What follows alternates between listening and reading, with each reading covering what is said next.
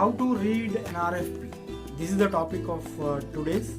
So this is the part of simplifying bids and concepts series.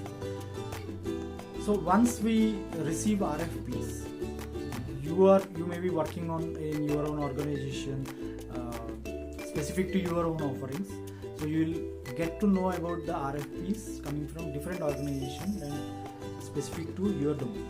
So when you look at the RFP, first of all, if the page numbers are like, if you find an RFP of 30 or 20 pages, it would be easier for everybody.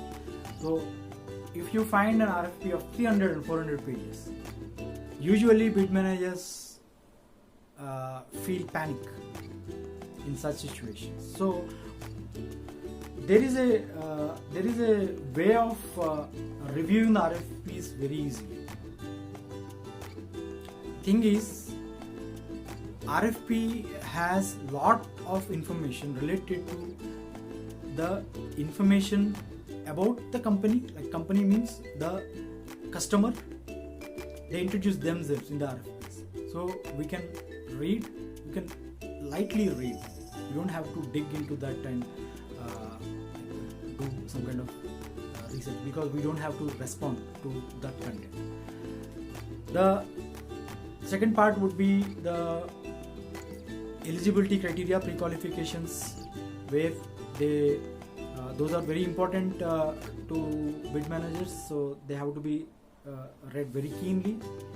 They have to spend a lot of time, like much time on those topics, especially eligibility or pre-qualification.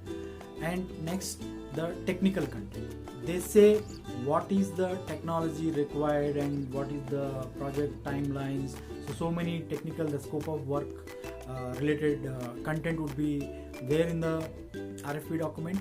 So basically that part, if you are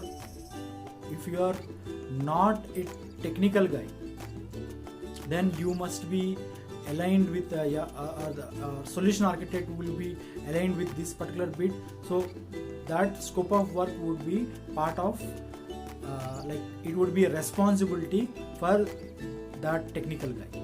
So he'll take care of all these things. So you may have to, like, you should read the content, but not in depth. So you just have to have an idea of what is the overall ask of the RFP with respect to technology, right? So you don't have to dig deeper into that and figure out what is the technology, because you are not the person who is proposing the solution. Solution architect is already there with you. So in some organizations, you may be playing the kind of a role where you are the only one to prepare technical bid as well as commercial bids.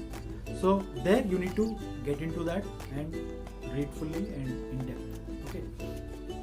So most of the organizations, the solution architects and technical guys or pre-sales guys are already helping to review that content. So other content would be the contractual related.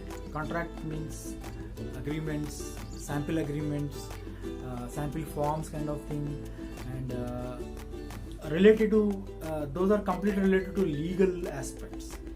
So if your organization is having support to review, like from the legal people, like if your organization is already having legal department, that is the responsibility of those legal teams to review the content and find out the risk factors. So that would be taken care by those guys. And rest of the things are kind of cover letters, forms, and like if you are preparing a good RFP, like proposal response, so you need to find out what is the key pain points of the customers and find out all those hot buttons from the RFP and put it in one place.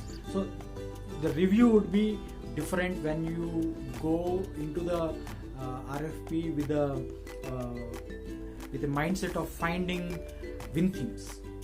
right? So like that, if you break down the content of RFP into different groups, so you will get to know what is the time and what is the concentration you have to spend in that particular content or while reading that particular content.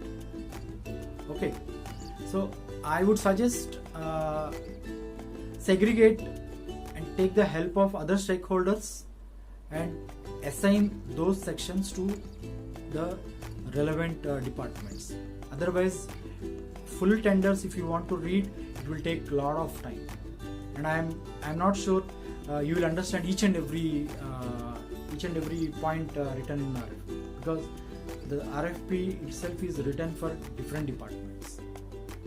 I hope I have clarified this thing for some extent and added some value today. Thanks for watching.